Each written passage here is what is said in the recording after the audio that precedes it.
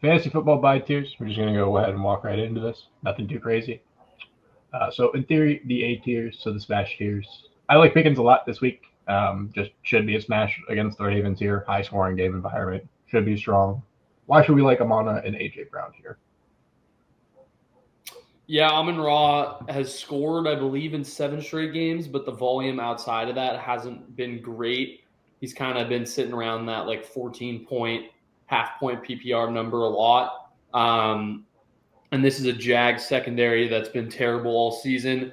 It should be kind of a get-right spot for the receivers to kind of get them going. You obviously have JMO coming back as well, but Amon-Ra is going to be the guy that's beating man coverage a lot of intermediate routes and things like that to kind of stack up points.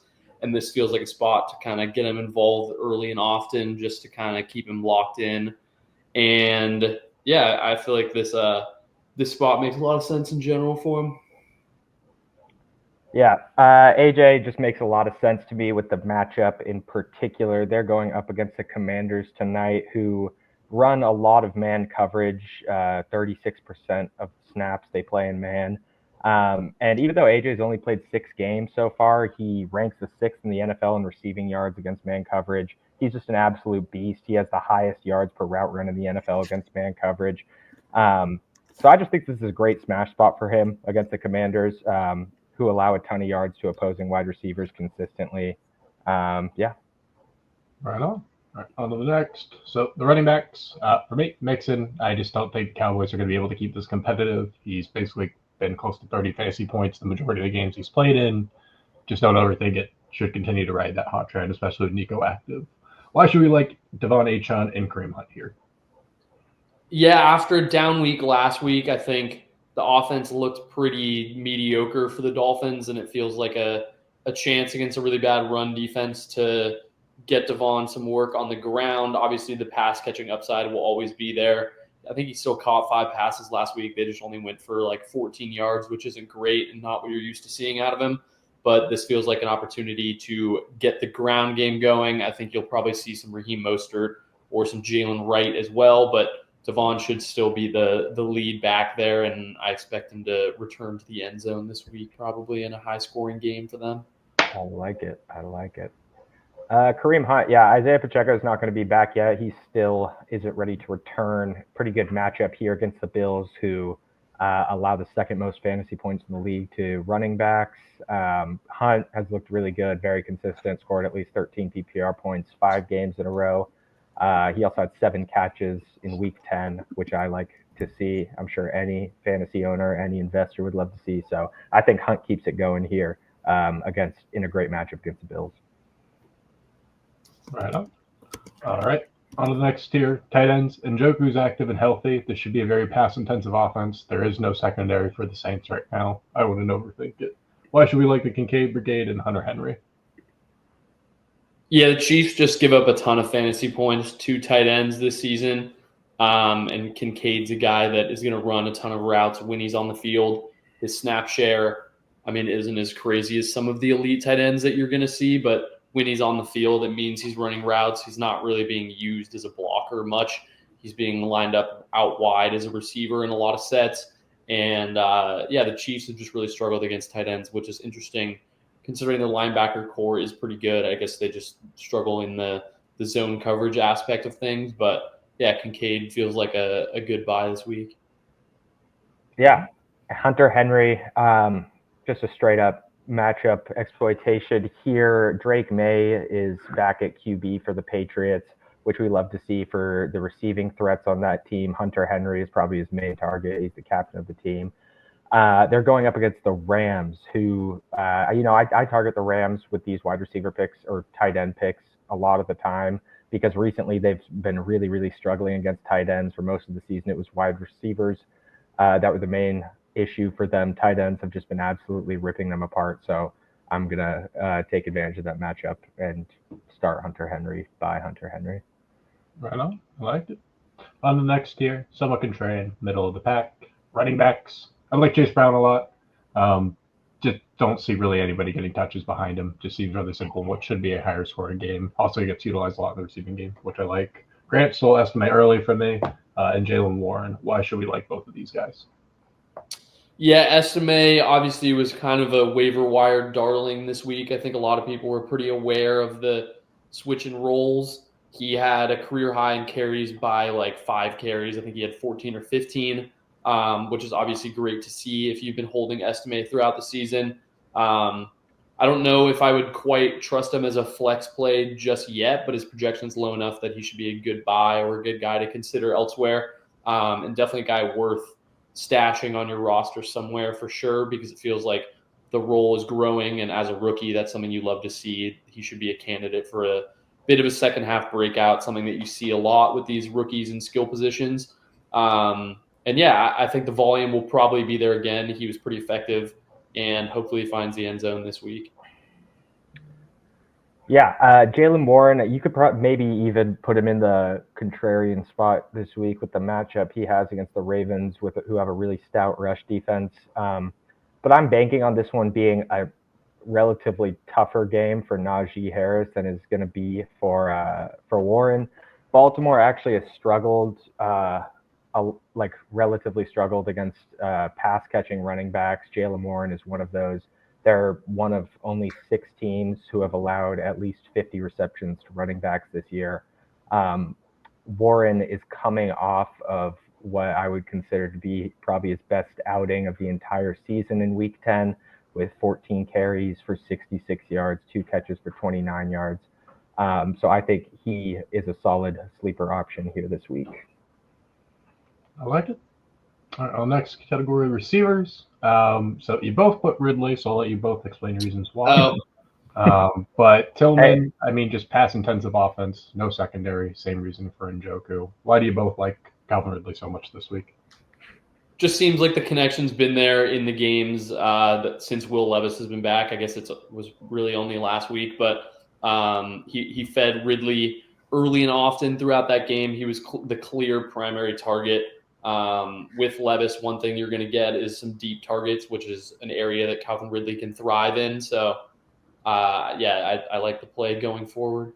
Yeah, the only thing I would really add is just the Vikings allow a ton of points to opposing wide receivers. Ridley, since Hopkins has left, has been averaging 20.1 PPR points, coming after averaging single-digit PPR points in 5 of his first 6 games. So Ridley is a different receiver now, and I think that's going to be apparent this week. Right on. All right, so tight ends, Mike Gesicki is who I'm going with this week. He busted for people last week. I imagine there's going to be no T. Higgins once again this week, so if that's the case, then Gesicki should be strong. Will Dissly, year 8 breakout, and Luke Musgrave. Why should I be interested in either one of these two? Yeah, I mean, he dropped a touchdown last week, which was tough. Beautiful ball by Herbert. But I think I just like the direction this offense is moving in general. We've kind of touched on it through our variety of content pieces throughout the past few weeks, but it feels like those predictions and trends are finally kind of coming true. Herbert's looked amazing. I think he's probably been a top 3 quarterback since like week 6 or 7-ish. He's been even developing some running game into his repertoire, which obviously doesn't help Will Dissly, but Will Dissly should be a guy that is going to continue to get targets, and his volume and production is kind of going to rely on how the offense moves. So in an offense that's throwing the ball well and you have a top 3 quarterback throwing in the ball, I feel like he's going to be in some more spots to catch open passes.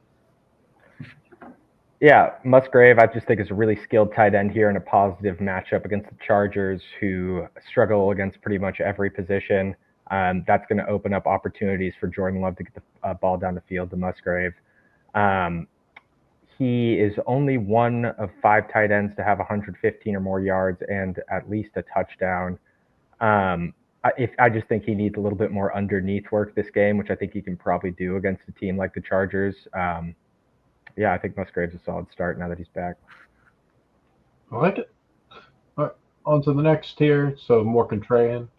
Running backs. I mean, in theory, if Tyjae Spears is fully healthy, he was supposed to be splitting carries with Tony Pollard was the expected plan. So I'm going to be taking a chance here as their more agile or explosive receiving spot in a really slow scoring game environment. So Zamir White, Alexander Madison, what should we like about them? Yeah, I mean, this is kind of more just a guy that I am looking at. There's a new OC and a whole new situation going on, so I think I wouldn't necessarily add him just yet, but he's a guy to keep a tab on this week for sure, just to see how the volume goes, because this could be a situation where they have a new game plan and they want to give the more power back some more opportunities and stuff. So just a situation I'm aware of. Yeah, I mean, I pretty much picked Madison for the exact same reason. Scott Turner, we're just looking, basically, Grant and I are both looking for him to lean on the run a little bit more than the Raiders did before. Madison has obviously assumed the role as the running back one over there. They're going up against a Dolphins defense. It's pretty tough on wide receivers. It's a lot less tough on running backs. Allow the 11th most fantasy points to opposing running backs. So, yeah, I mean, Grant and I seem to be on the same tip this week. Right on. All right. To the next one, receivers. Apparently, I can put BTJ in this tier solely because I put him on TikTok Live, and I have been getting absolutely flamed for the past 2 days, saying I don't know ball and that this is the worst logic ever. But apparently, I don't know. You guys like Calvin Ridley. 3 weeks ago with Mason Rudolph, he put up 24.3 fantasy points in this exact same spot. So I don't know. I think BTJ is a wise idea. I don't think Mac Jones is that much of a downgrade in this current season than Trevor Lawrence, but we'll see. Drake and Bake, what should we like about Demario Douglas? And JMO, the man of Viagra, which should get us interested about him. Or was it Adderall? One of the two that kept him hard and focused. But Or both. Or both. ¿Por qué no los dos? Hell of a combo. Yeah, Pop Douglas kind of cooled down a little bit after that initial bump he got once Drake May came in. He was dealing with a bit of an injury for a couple of those weeks, and it feels like he's kind of returning to form a little bit. He had 50 receiving yards last week, so I expect his role to kind of get close to what it was those first couple Drake May games. And yeah, I like Demario. He's a guy I would add in pretty much every format unless your league is super small. But yeah, a guy I'm definitely keeping an eye on for sure. Cool. Yeah, JMO going up against the Jaguars. We know the Jaguars, they suck. They give up a ton of points to opposing fantasy wide receivers. Yeah, I think JMO's going to see, like just build on the numbers from week 10. He got 3 for 53 in week 10. Even could be a potential splash play for a score against a team like the Jaguars. I like it. I like it a lot. All right, so the tight ends, I went a little bit contrarian to them because I saw the love for Ridley, and my whole entire logic here is low-scoring game. In theory, if they are a good defense and can potentially lock down Ridley, which has been a very tough task for a lot of people, maybe Okonkwo finally does something for once. But I'm asking a lot with that said. So that's why he is the embodiment of a dark throw. Lucas Kroll and Dawson Knox. Why should we be interested in these two? I think the Dawson Knox one specifically is very sharp, dependent upon how Kincaid's weekend goes. If he's healthy, is mainly what I'm indicating. Yeah. Yeah, that's pretty much what the Knox play comes from. It's pretty dependent on the status of Kincaid's injury. But, kind of like Grant pointed out with Kincaid, the Chiefs have been really good on D except for in one area, and that's consistently defending tight ends, giving up the 4th most points in the league to that position. So I think Knox could definitely be playable this week. Yeah, and Krul's kind of maybe just trying to thread the needle a little too much here, but one of the tight ends in this offense is probably somewhat valuable, and it feels like last week at least he got 2 targets. The other guys got 1 or 0. So I like it. Another big target for Bo Nix to kind of find. It seems like a trend with young quarterbacks where having a tight end for some sort of safety blanket tends to be effective. So, yeah, just kind of keeping an eye on him. The Atlanta linebacker core is nothing to be afraid of. Yeah. I was so sad. Greg Dulcich has basically just gotten to the bottom of the barrel for that squad. So I like the core play. It is sad. All right. But that said, nothing too enticing. Hopefully you enjoyed this, invest accordingly, or I guess use this for sparks mainly. But yeah, appreciate y'all. Subscribe if you haven't already. Until next time. Peace, y'all.